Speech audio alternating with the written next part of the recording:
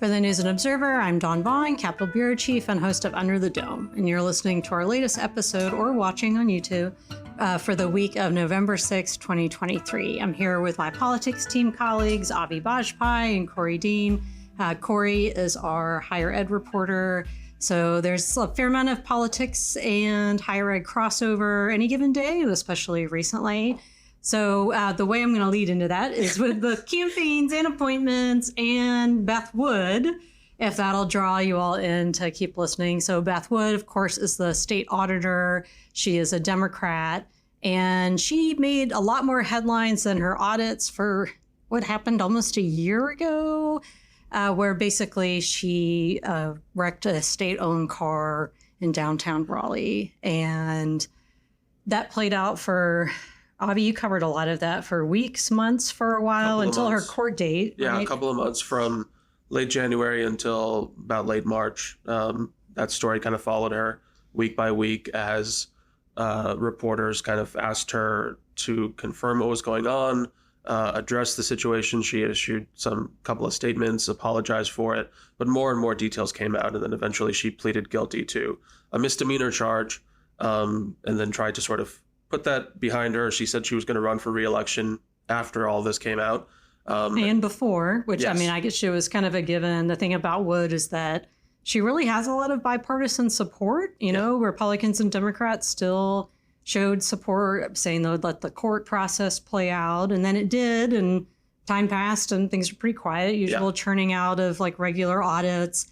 And then at the legislature this week, which you all that are listening who work at the legislature know there wasn't a whole lot going on, but a little bit, even though session, for all intents and purposes, is finished. And at the end of a committee meeting, our colleague Luciana Perez Uribe Ganassi was there, and Wood announced, oh, by the way, I'm not running again. Yeah. So do you... Pretty surprising. Yeah. She's been in that office since 2009.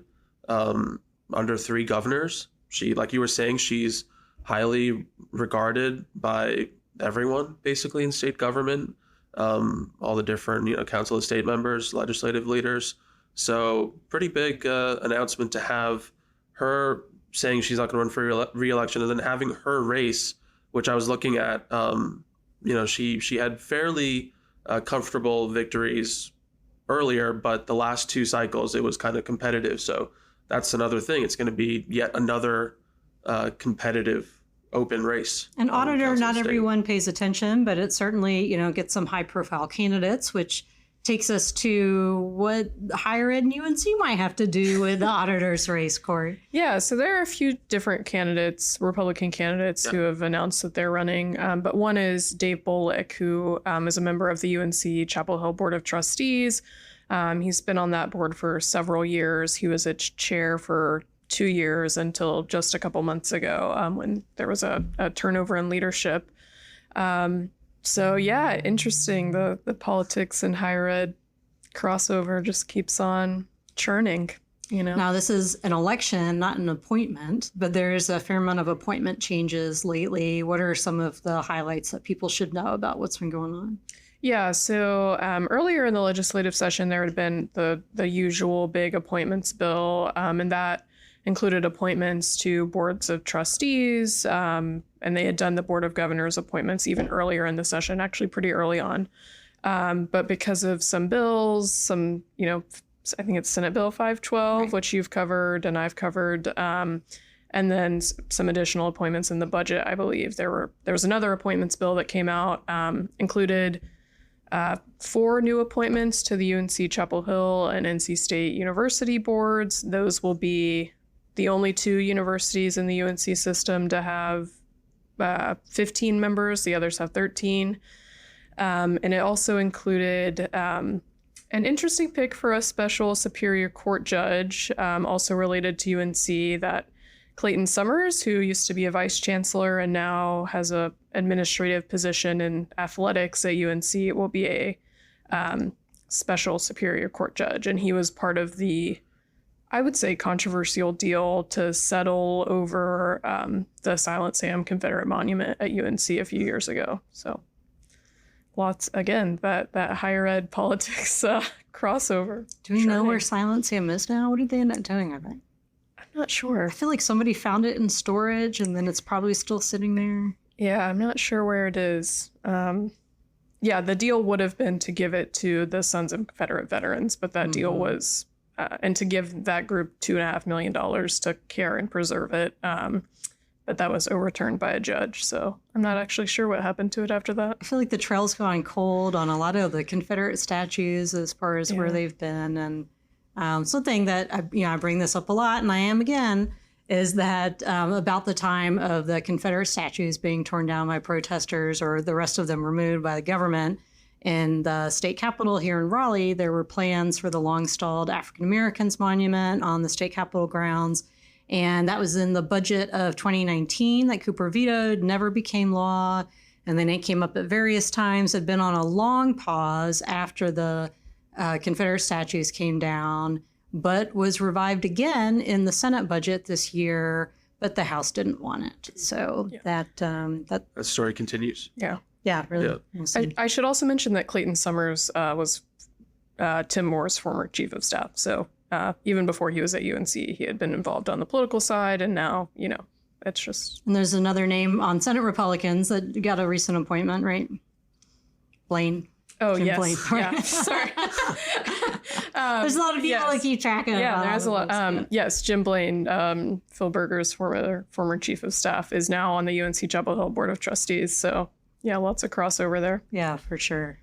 The SB 12 that you mentioned was in court this week, and part of it was upheld, part of it is not. So we'll see how that plays out as really everything ends up in court lately. I wrote a story this week as we record this toward the end of the week. If you haven't read it yet, I went through all of the Governor Cooper vetoes and all of the override votes, and there were 19, except there were 2 more bills that are on his desk from the end of, we all know, for listeners, of course, know this detail, the legislative long session ended, but didn't really end because there's just going to be these one-day sessions and basically until the spring. So it's not officially adjourned, but it's basically adjourned. But, it may not. So that's that's just North Carolina government. You really can't totally explain it. That anyway, of the 19, of course, the biggest one was SB 20, the abortion restrictions bill. The pistol purchase permit repeal was the first override. Which kicked everything off. It basically. Really did. Yeah. Laid bare some of the tensions at play with Republicans trying to keep their caucus united and trying to pull over a couple of Democrats, and then some of the tensions within the Democratic Party. That kind of was a pretty monumental part of session, late March, early April, right around the time when Republicans officially gained their supermajority with Representative Cotham switching parties. So, yeah. And then you mentioned monumental, so just props for the reference of monumental. We were just talking about monuments. And then the third one was how to talk about race at work and state government. And that was also pretty major issue, ongoing issue here, of course, everywhere. And then a whole bunch of other ones. So we started off talking about Council of State and State Auditor. We're going to take a break in a second. When we come back, we'll talk about what we know about the other Council of State positions and what's going to be vacant, what it might look like, and the changes. And then we're also going to talk about HBCU's funding and then our picks for Headliner of the Week. So stay tuned. We'll be right back. You're listening to Under the Dome. I'm Dawn Vaughan here with Korie Dean, Navi Bajpai. We're talking a lot about Council of State races and appointments and higher ed crossover and statues and everything else at the first part of the show. And then now that we're back, I want to talk about HBCUs and something that we were mentioning the Capitol grounds a minute ago. There was a news conference on this topic and you all have done more reporting. So what's going on? Yeah, so this specific issue regarding HBCU funding kicked off at least a month ago, maybe even a couple months ago now, with the U.S. Department of Education and I believe the U.S. Agriculture. Agriculture, sending letters to the governors of about 15, 16 states, including Roy Cooper, North Carolina, about specifically inequitable funding between land grant universities in the state. So if you think about land grants here in North Carolina, that's NC State. It was the first one. But then NC-A&T was the second one. And those second group of land grant HBCUs were established because the first group didn't, they were excluded. Yeah, they were segregated at the beginning. Anyway, so these letters talk about the inequitable levels of funding between those two groups of land grant universities. And they found that in North Carolina, NC-A&T has been funded at a deficit of $2 billion over the past, I think it's 30 years. So I think this is kind of an ongoing conversation when you think about HBCUs in North Carolina and everywhere. But, specifically right now with these letters, the spotlight is on A&T, although there are several others in the state. And Avi, you covered a press event where they talked more about it. So. Yeah, so the letters to Cooper and all the other governors was late September, I think. And then this past week, we had a press conference here in front of the state capitol. Representative Zach Hawkins, who's a Democrat from Durham, and then a group of attorneys who said that they were hired to represent students or alumni of public HBCUs in the state. Hawkins represents Durham, where major HBCU, NC Central University is located. Yeah. So they held a press conference. Basically, they're kind of ramping up the pressure on the state, primarily on Governor Cooper right now. They did talk about how eventually all roads kind of lead to the legislature, because that's who writes the budget. That's who decides funding levels. This is a question about how much money the state allocates to these HBCUs. But basically, you have sort of pressure ramping up from these attorneys. They sent a letter of their own to Cooper and said that they wanted him to basically seriously address this issue, do a review of past funding levels to see, to kind of confirm that there's been this underfunding that's been happening, and commit to, taking some serious steps towards, at some point in the future, and this is what they were talking about during the press conference. It might, we just wrapped up a session. We just wrapped up the budget. So might have to be, short session at this point at the soonest. But kind of giving him like a bit of a timeline, saying, they wanted a response from the governor within 10 days, which is coming up just around this weekend right now, saying, they're prepared to file a lawsuit.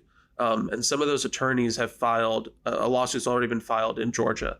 So this is something that is kind of happening all across the country right now. One thing that happened this legislative session is they launched an HBCUs caucus between, both parties and both chambers. Yeah. We'll see if they advance anything next session.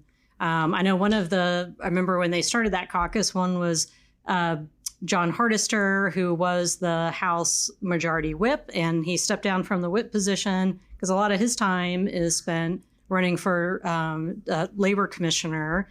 And as we mentioned at the beginning about auditor and the things changing at Council of State as a phrase is something that in North Carolina, if you're in politics, the phrase. Other people are like, what? I've talked to state government reporters in other states and said, oh yeah, the Council of State. And they're like, that sounds like it's something from like DC Comics or Marvel, like where they all, and I'm like, well, they do meet at a large table and talk about, government. But anyway, so Steve, the big recent news is Agriculture Commissioner Steve Troxler announced publicly that he's running for re-election. This is a little more significant with Troxler because besides his very distinct voice and association with the state fair and tractors, is that, there were some like rumored rumblings that maybe he had thought about governor or something else. I wasn't sure if he was going to run or not. But anyway, he's running again. But big changes with, I mentioned Hardister is running for labor. The labor commissioner, Josh Dobson, is not running. Of course, Cooper can't run for governor again because of term limits. Lieutenant Governor Robinson is running for governor. The Attorney General, Stein, is running for governor. It's a lot of open competitive races. The Treasurer, Folwell, is running for governor. So everybody wants to be governor, or they're running for something else. And then, of course, for Attorney General, it's Jeff Jackson, who was in the state Senate, and then this one term in Congress, and then Dan Bishop, who. So I guess people don't like Congress and want to be on Council of State instead. So, wow. It's the hottest ticket, I guess. I guess so. Council of State. All right, so let's get to our picks for our headliner of the week. Avi's, yours has a little bit to do with what we're talking about. So what is your headliner this week? With Representative Hardister. He tweeted this past week about how he had an encounter with a wild turkey, specifically the windshield of his car. Not the liquor. No. with the bird. Going down the highway and his windshield was completely wrecked. R.I.P. the turkey. Yes. Yeah. So that's my headliner because I did not know until this past week that turkeys can fly at speeds of up to 60 miles an hour. And that for people in the Triad area, this is like a well-known thing to watch out for. Wait, WKRP in Cincinnati taught me that turkeys cannot fly. That's what I thought too. No, so. I one time when I was a kid was, we had a turkey hit our car. It was not as much damage as happened to Hardister's, but it can happen. Pretty two fundamental new things that turkeys do actually fly, and that they fly pretty fast. So, watch out. But you can't, for listeners who have seen WKRP in Cincinnati, there's this, like the best known episode was the radio station director wanted to give turkeys out and toss them out of an airplane. So they definitely can't land from 10,000 feet. They can't skydive.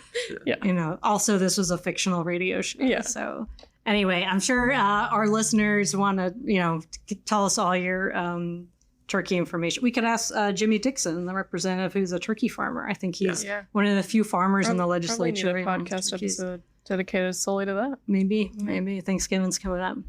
All right, Korie, what is your headliner? My headliner, very creative, is the cold weather that we're experiencing. I think You're wearing a sweater. I am wearing a sweater. This is my mock neck turtleneck season is here. So I love the cold weather. I love North Carolina, but some of these summers are brutal. So I'm very excited to be able to bundle up and layer and get my puffer jacket out. All right, my headliner is also seasonal. It's basketball season, which is starting up, college basketball season. I watched on TV the exhibition game between Duke and UNC Pembroke, and I'm just excited for all things basketball too. So go Heels. Go Duke, and also Virginia Tech. And since we're talking about Thanksgiving and turkeys, our mascot was originally the Fighting Gobblers, and also I believe a land-grant university. So just wanted to plug that. So Avi, this is your opportunity to plug G-Dub where you want. I'll refrain. I'm good. Yeah. Okay. All right. Thank you for listening. I'm Dawn Vaughan with Avi Bajpai, Korie Dean for the News and Observer. We'll talk to you next time. For more from our politics team, subscribe to the News and Observer at newsobserver.com/subscribe. Follow us on Twitter at Under the Dome and NC Insider, and sign up for our weekly political newsletter, also called Under the Dome, at newsobserver.com/newsletters. Thanks for listening.